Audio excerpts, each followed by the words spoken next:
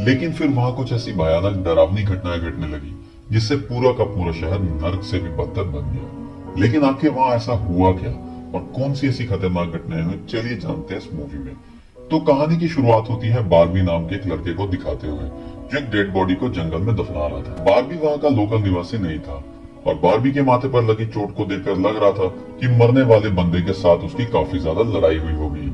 उस आदमी को दफनाने के बाद बारबी अपनी कार में शहर से बाहर निकलने लगता है, लेकिन तभी उसका ध्यान एक पुलिस ऑफिसर की कार पर पड़ता है। उसे देखकर वो थोड़ा डर जाता है और जिससे उसका ध्यान ड्राइविंग से हट जाता है, लेकिन किसी तरह से वो पुलिस से बच जाता है। पर तभी वहां पर उसकी गाड़ी के सामने कुछ गायें आ जाती है और उनको बचाने के लिए बारबी अपनी कार को एकदम से मोड़ देता है, जिससे वो गायों से भरे खेत में पहुंच जाता है। इससे उसे थोड़ी सी चोट लग गई थी। कुछ सेकंड बाद वहां अर्थक्वेक आ जाता है, जिस वजह से वहां सब कुछ जोर जोर से हिलने लगता है।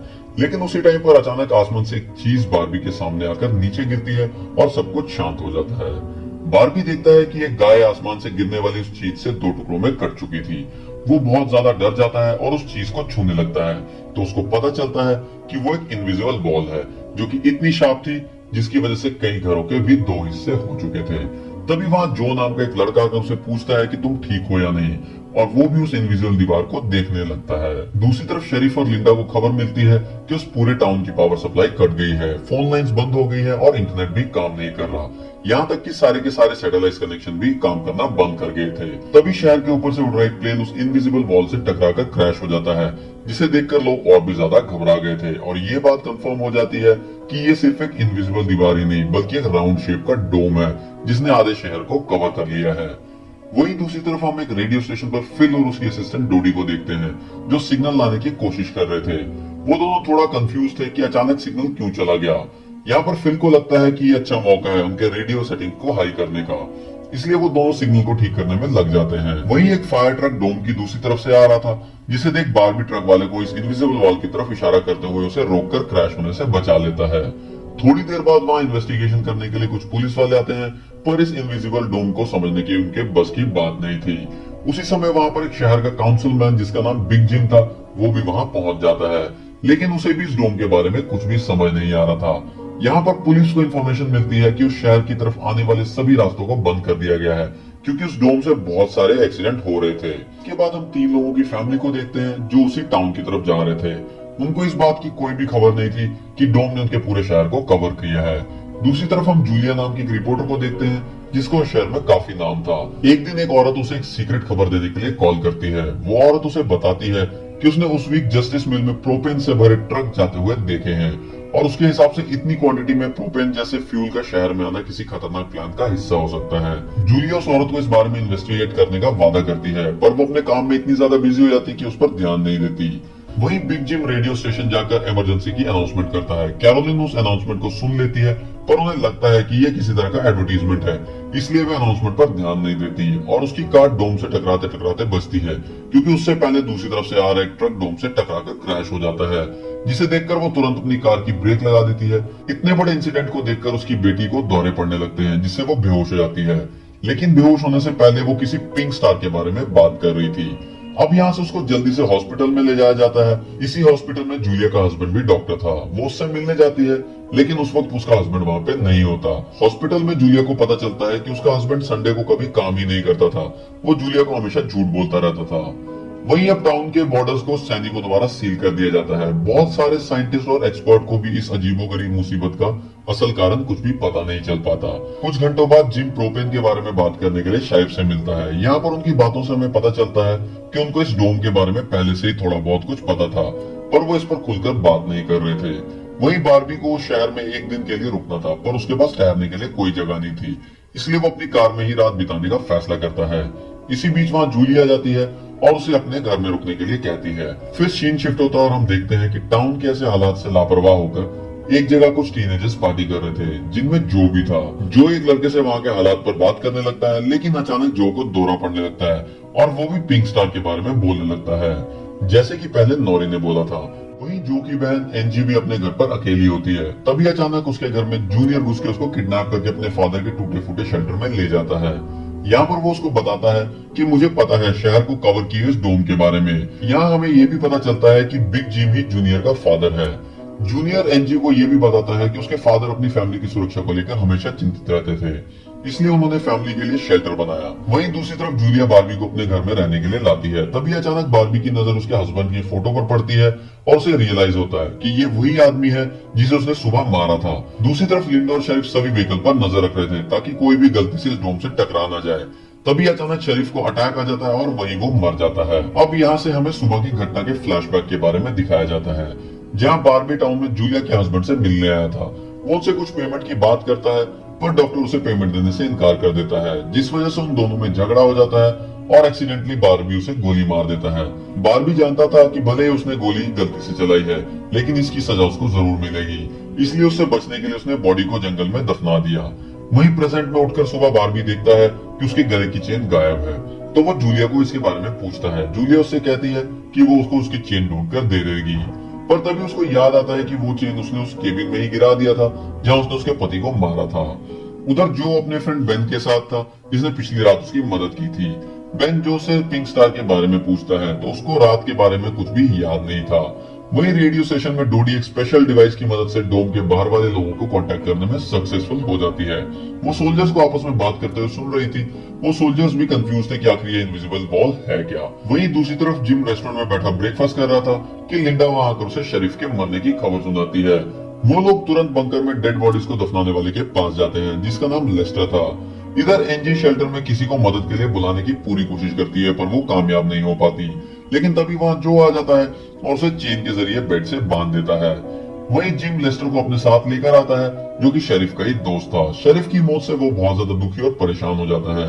जब लिंडा उनके आसपास नहीं होती तो वो और बिग जिम पिछले महीने होने वाले प्रोपेन के इंपोर्ट के बारे में बात करते हैं, क्योंकि प्रोपेन के इंपोर्ट में उन तीनों का ही हाथ था और उन्होंने टाउन वालों से ये बात छुपाई थी। शेरिफ की मौत से उनको ये कंफर्म हो गया था कि उनके इन्वॉल्वमेंट के बारे में अब कोई किसी को कुछ नहीं बता पाएगा, जो कि उनके लिए एक अच्छी खबर थी।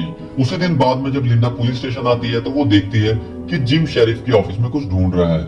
लिंडा के पूछने पर जिम उससे कहता है कि वहाँ वो शेरिफ की वसीयत के पेपर्स ढूंढ रहा था, लेकिन असल में वो प्रोपेन के इंपोर्ट से जुड़े पेपर्स को ढूंढने आया था, जो उसे और लिस्टर को परेशानी में डाल सकते थे। वो तुरंत बाहर आकर लिस्टर को बोलता है कि मुझे लगता है कि पेपर शरीफ के घर में ही होंगे, जिनको लाने के लिए वो लिस्टर को तुरंत उसके घर भेजता है।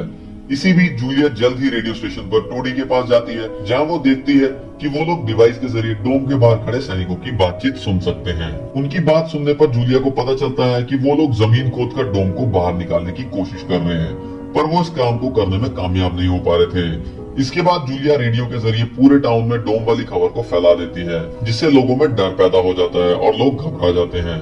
वहीं जो और बेन बॉर्डर के पास साइंटिस्ट को अपना काम करते हुए देखते हैं। साइंटिस्ट ये देखते हैं कि डोम के ऊपर पानी का कोई असर होता है या नहीं, पर उन्हें ज्यादा कुछ समझ में नहीं आ रहा था, जिससे वो किसी नतीजे पर नहीं पहुंचते। वहीं जो देखता है कि ये डोम एक छलनी की तरह काम कर रहा है। वो बेन को बताता है कि इस डोम से बिल्कुल मामूली सा पानी आर पार जा सकता है। दूसरी ओर बार्बी अपने चेन ढूंढने जूलिया के हस्बैंड डॉक्टर के केबिन में जाता है। वहां उसको उसका चेन मिल जाता है, पर तभी जूनियर वहां आके उसे देख लेता है। यहाँ पर बार्बी को लगता है शायद उसे चेन देखते हुए जूनियर ने देख लिया और वो जूनियर को ऐसे नहीं जाने देना था, इसलिए वो जूनियर की बुरी तरह से पिटाई करने लगता है। वहीं हम देखते हैं कि लेस्टर शरीफ के घर पहुंचकर प्रोपेन इंपोर्ट के पेपर्स को ढूंढने लगता है। कुछ टाइम बाद उसे वो पेपर्स मिल भी जाते हैं, पर वो उन्हें जला देता है और जब वो वहां से जाने लगता है तो उसका पैर लगने से पेपर्स की आग घर के पर्दों में लग जाती है, जिससे आग की लपटें पूरे घर में फैल जाती हैं और पूरा घर जलने लगता है, जिसे देखकर जल्दी बहुत सारे लोग वहां जमा हो जाते हैं और आग बुझाने की कोशिश करते हैं, पर फायर ट्रक के बिना आग बुझाना नामुमकिन था। अगर वो लोग घर को जलने देते तो डोम के अंदर का टेम्परेचर बहुत ज्यादा बढ़ जाता, जिससे लोगों की जानें भी जा सकती थी। इसलिए सब मिलकर आग को बुझाने लगते हैं और इसी बीच बार्बी लोगों को आग बुझाने में लीड करता है। तभी लिंडा को घर के अंदर से लेस्टर की आवाज सुनाई देती है और वो अंदर जाकर उसे घसीटकर बाहर निकाल लाती है और उसको इलाज के लिए डॉक्टर के पास भेज देती है। यहाँ पर लोगों को आग बुझाने में 1 घंटे के बाद भी कामयाबी नहीं मिलती, उल्टा आग और बढ़ जाती है। आखिर में जिम एक लोडर लेके आता है और घर को गिरा देता है और तब कहीं जाकर आग शांत होती है। इसके बाद सारे थके हुए लोग इकट्ठा होते हैं। उनमें से पॉल नाम का एक पुलिस वाला फ्रस्ट्रेट होकर कहता है कि हम सभी लोग इस डोम के अंदर से कभी बाहर नहीं निकल पाएंगे। वो कहता है कि हम सभी इस डोम के अंदर ही मरने वाले हैं। इतना कहता हुआ वो हवा में गोली चला देता है, जो कि डोम से टकराकर एक दूसरे पुलिस वाले को लग जाती है और वो तुरंत मर जाता है। यहाँ पर पॉल को अरेस्ट कर लिया जाता है। अंधेरा होने पर जो और उसके दोस्त स्केटिंग के लिए जाते हैं। तभी वहां पर नोरी जो के पास आकर उसे कहती है कि उसे अपना फोन चार्ज करना है। जो उसे अपने घर ले जाता है क्योंकि उसके घर में जनरेटर था जो उस टाउन के गिने चुने घरों में ही था। इधर लिंडा पॉल को लेकर जेल आती है। वहाँ कुछ लोग पुलिस स्टेशन के बाहर प्रोटेस्ट कर रहे थे। असल में वो लोग पुलिस की घटिया सिस्टम का विरोध कर रहे थे। जिम उन सबको ये कहकर शांत करवा देता है कि जरूरत पड़ने पर उन सबकी मदद की जाएगी।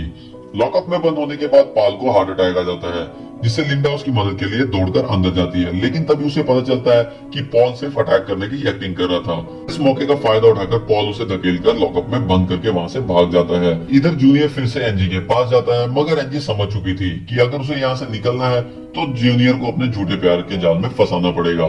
इसलिए वो उसे अपने बचपन की बातें याद करवाती है, जब वो दोनों एक बंद टनल में जाया करते थे। और वो उसे कहती है कि हो सकता है डोम का टनल पर कोई असर नहीं हुआ तो वो लोग बाहर जा सकते हैं। यहाँ पर वो सोचती है कि अब वो उसके प्यार के जाल में फंस गया है तो शायद वो उसे छोड़ दे, लेकिन ऐसा कुछ नहीं होता। जूनियर अकेले उस टनल में जाने का प्लान बनाता है।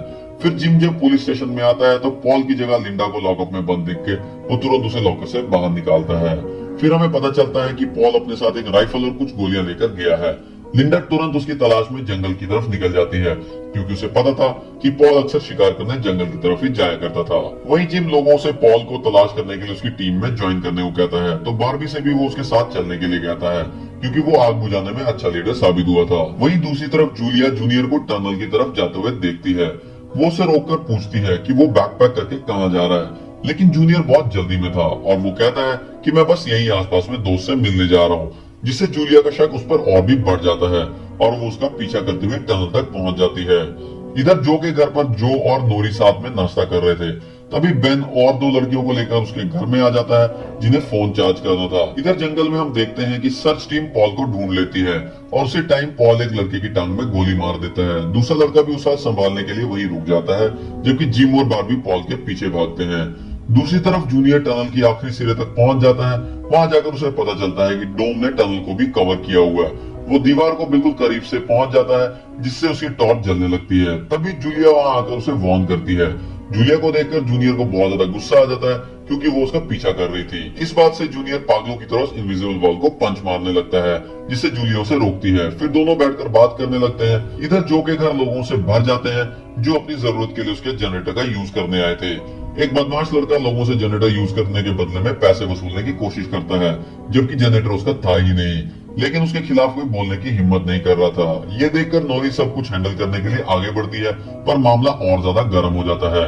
लेकिन इससे पहले कि कुछ गलत होता, तभी लाइट चली जाती है और सब वहां से चले जाते हैं।